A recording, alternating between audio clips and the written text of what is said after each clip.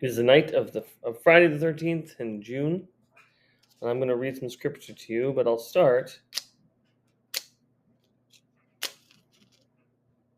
by lighting a candle.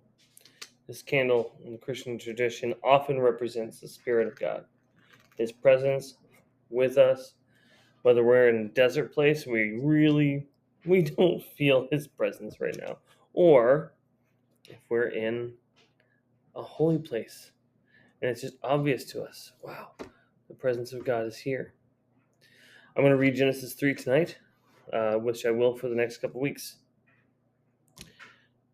Of all the wild creatures the eternal God had created, the serpent was the craftiest. The serpent said to the woman, "Is it true that God has forbidden you to eat the fruits of the trees of the garden?" And Eve said, "No, serpent. God said that we are free to eat the fruit from all the trees of the garden. We are granted access to any variety and all amounts of fruit, with one exception: the fruit from the tree found in the garden, at the center of the garden.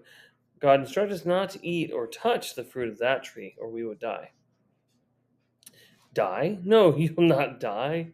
God is playing games with you. The truth is that God knows that the day you eat the fruit from that tree, you will awaken something powerful and become like Him, possessing knowledge of both good and evil. The woman approached the tree, eyed its fruit, and coveted its mouth-watering, wisdom-granting beauty. She plucked a fruit from the tree and ate.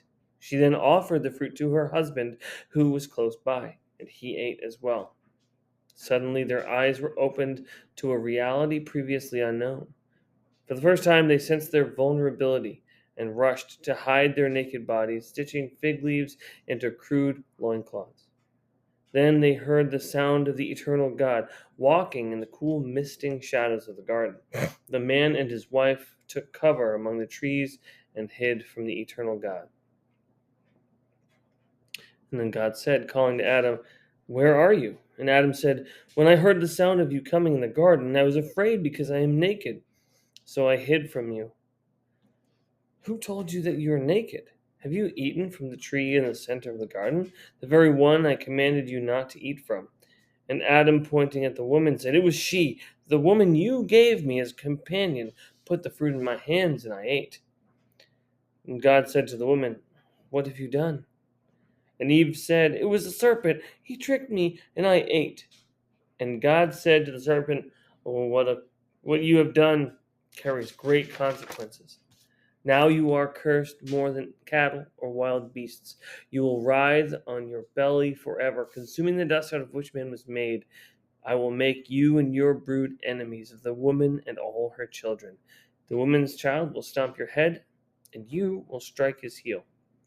And to the woman, God said, "As a consequence of your actions, I will increase your suffering, the pain of childbirth and the sorrow of bringing forth the next generation.